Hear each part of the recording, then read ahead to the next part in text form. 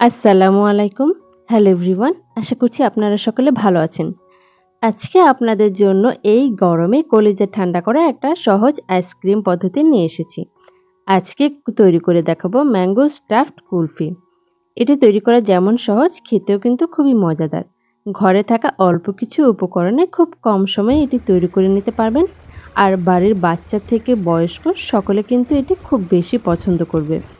চলছে পাকা আমের সিজন, আর এই সিজনে কিন্তু এই ম্যাঙ্গো কুলফিটি তৈরি করে সংরক্ষণ করতে পারবেন বছর জুড়ে।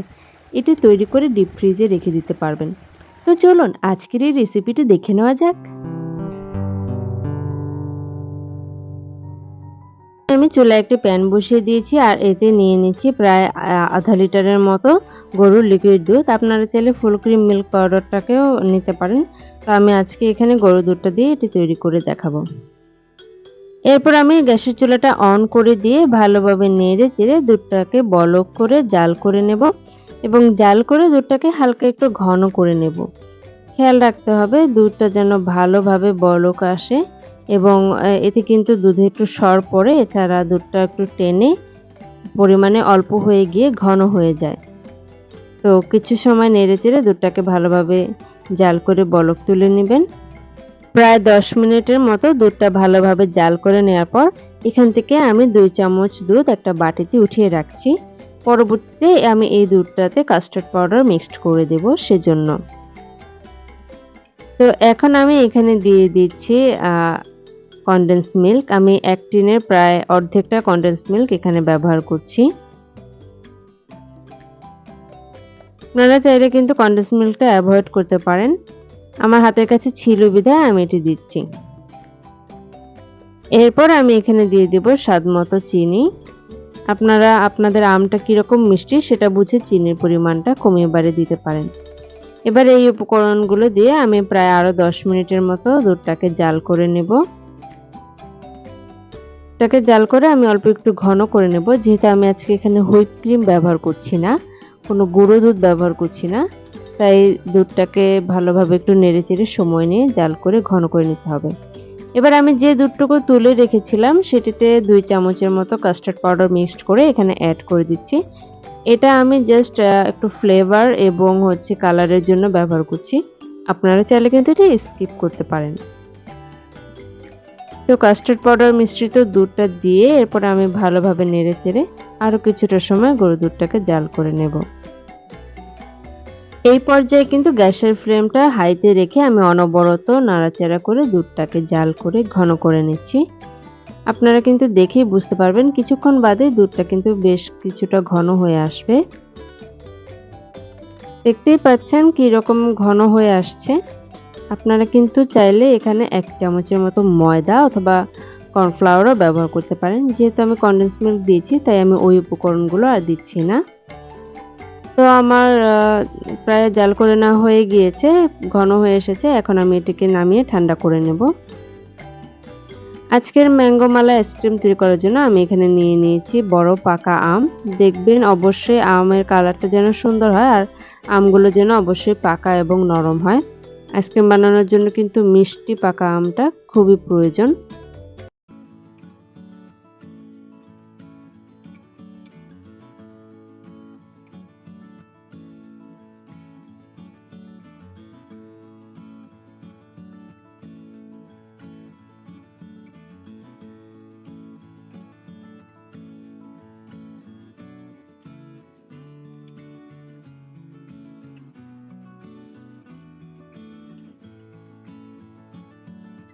এই প্রসেসটা কিন্তু একটু সময় নিয়ে ধৈর্য নিয়ে করতে হবে।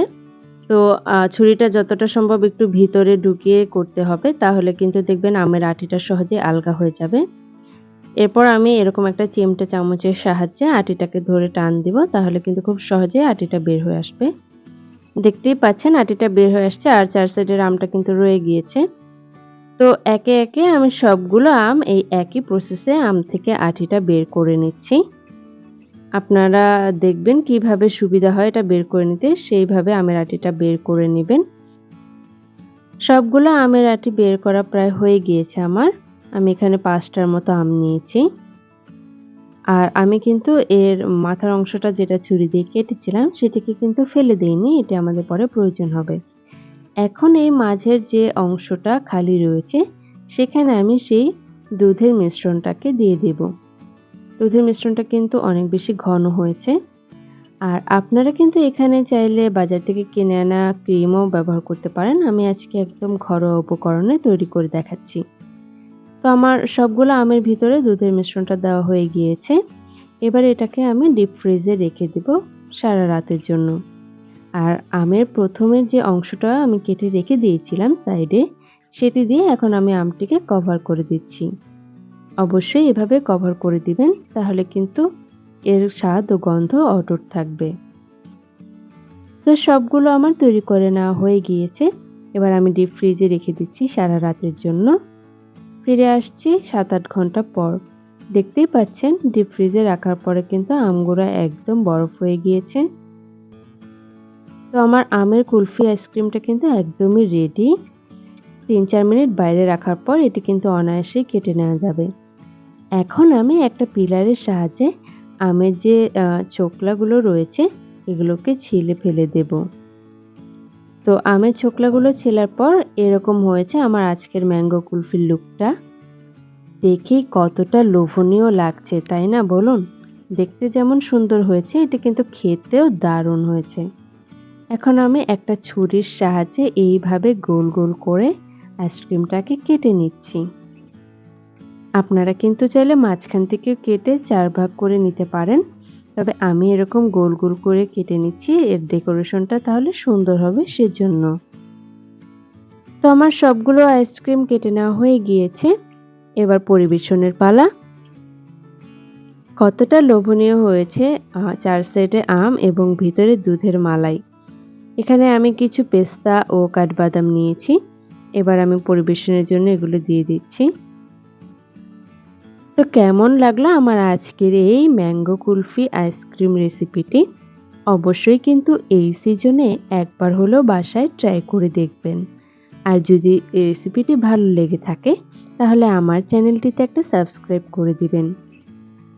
এই রকমের ঠান্ডা ঠান্ডা স্টাফড ম্যাঙ্গো কুলফি আপনারা সহজে ঝটপট ঘরেই তৈরি করে নিতে পারেন।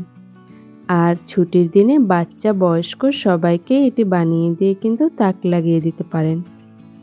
এটি খেতে কিন্তু অসাধারণ হয়েছে। আমি এখন আপনাদেরকে একটু ভেঙে দেখাচ্ছি। আচ্ছা, আম খেতে তো আমরা কম বেশি সকলেই পছন্দ করি। আর এই আমের সিজনে যদি এই রকম পাকা আমের আইসক্রিম ঘরেই তৈরি করে নেওয়া যায়, তাহলে কিন্তু বাসার বাচ্চা থেকে বুড়ো সকলেই অনেক বেশি খুশি হয়ে যায়। চলছে পাকা আমের মৌসুম, চাইলে কিন্তু এই রেসিপিটি ফলো করে খুব সহজেই ঘরেই বানিয়ে নিতে পারেন এই রকম ম্যাঙ্গো মালাই আইসক্রিম। আর অনেকেই মনে করেন আইসক্রিম মানে ঝামেলা, হুইপ ক্রিম বা কনডেন্স মিল্ক ছাড়া আইসক্রিম কিভাবে তৈরি হবে, তাদের জন্যই নিয়ে এসেছি আজকের এই সহজ আইসক্রিম রেসিপিটি। তো চলুন রেসিপিটি দেখে নেওয়া যাক।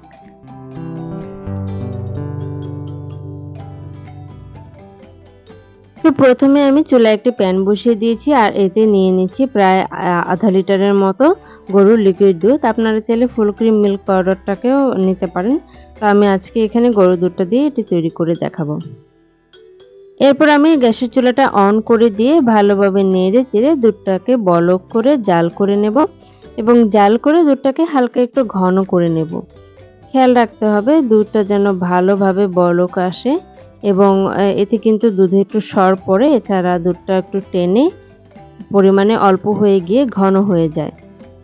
তো কিছু সময় নেড়ে চেড়ে দুধটাকে ভালোভাবে জাল করে বলক তুলে নেবেন। প্রায় ১০ মিনিটের মতো দুধটা ভালোভাবে জাল করে নেওয়ার পর এখান থেকে আমি ২ চামচ দুধ একটা বাটিতে উঠিয়ে রাখছি। পরবর্তীতে আমি এই দুধটাতে কাস্টার্ড পাউডার মিক্সড করে দেব সেজন্য। তো এখন আমি এখানে দিয়ে দিচ্ছি কনডেন্স মিল্ক। আমি ১ টিনের প্রায় অর্ধেকটা কনডেন্স মিল্ক এখানে ব্যবহার করছি। আপনারা চাইলে কিন্তু কনডেন্স মিল্কটা অ্যাভয়েড করতে পারেন। আমার হাতের কাছে ছিল বিধায় আমি এটি দিচ্ছি। এরপর আমি এখানে দিয়ে দেব স্বাদমতো চিনি। আপনারা আপনাদের আমটা কিরকম মিষ্টি সেটা বুঝে চিনির পরিমাণটা কমিয়ে বাড়িয়ে দিতে পারেন। এবার এই উপকরণগুলো দিয়ে আমি প্রায় আরো ১০ মিনিটের মতো দুধটাকে জাল করে নেব।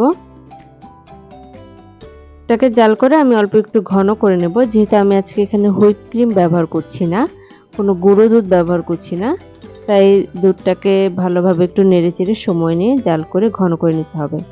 এবার আমি যে দুধটুকু তুলে রেখেছিলাম সেটিতে 2 চামচের মতো কাস্টার্ড পাউডার মিক্সড করে এখানে অ্যাড করে দিচ্ছি। এটা আমি জাস্ট একটু ফ্লেভার এবং হচ্ছে কালারের জন্য ব্যবহার করছি। আপনারা চাইলে কিন্তু এটা স্কিপ করতে পারেন। তো কাস্টার্ড পাউডার মিশ্রিত দুধটা দিয়ে এরপর আমি ভালোভাবে নেড়েচেড়ে আরো কিছুটা সময় গরুর দুধটাকে জাল করে নেব। এই পর্যায়ে কিন্তু গ্যাসের ফ্লেমটা হাইতে রেখে আমি অনবরত নাড়াচাড়া করে দুধটাকে জাল করে ঘন করে নিচ্ছি। আপনারা কিন্তু দেখেই বুঝতে পারবেন কিছুক্ষণ বাদে দুধটা কিন্তু বেশ কিছুটা ঘন হয়ে আসবে।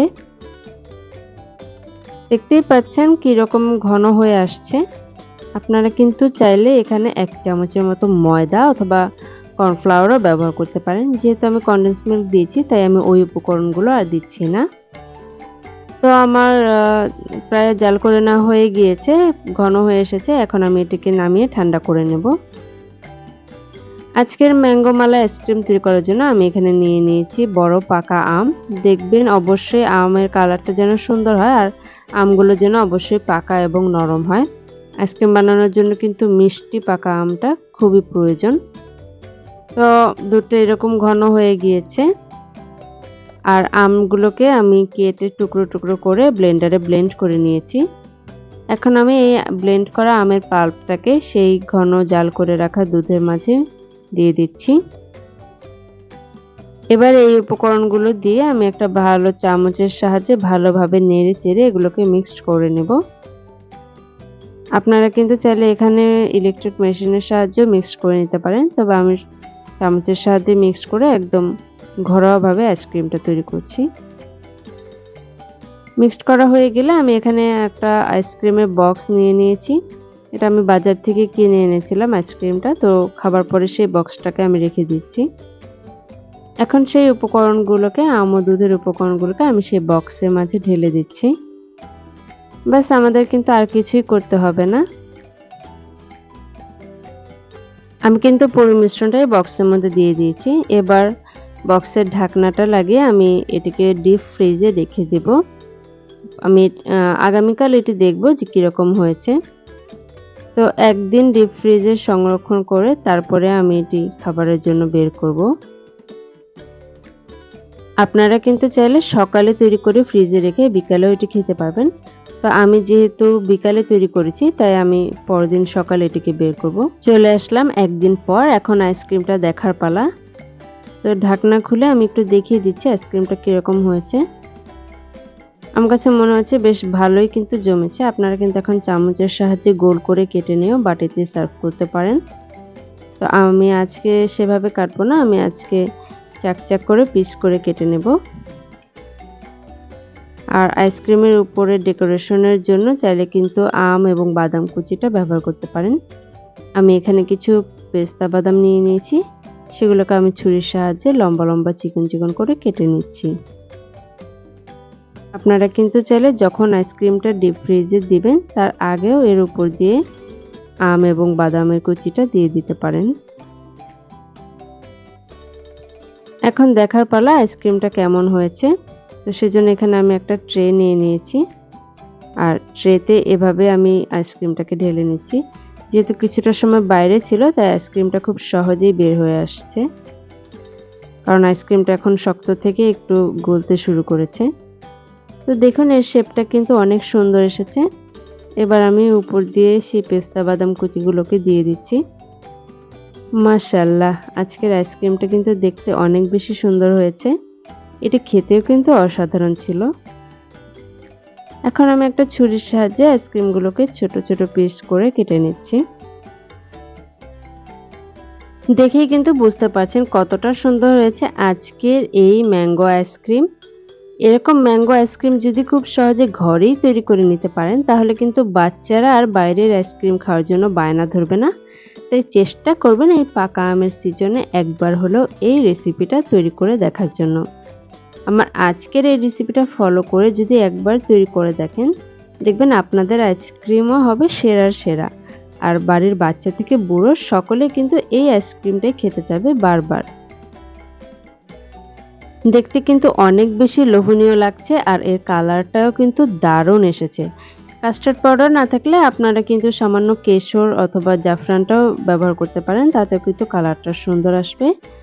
তো দেখুন মাশাআল্লাহ কতটা সুন্দর হয়েছে আমার আজকের এই ম্যাঙ্গো মিল্ক আইসক্রিম।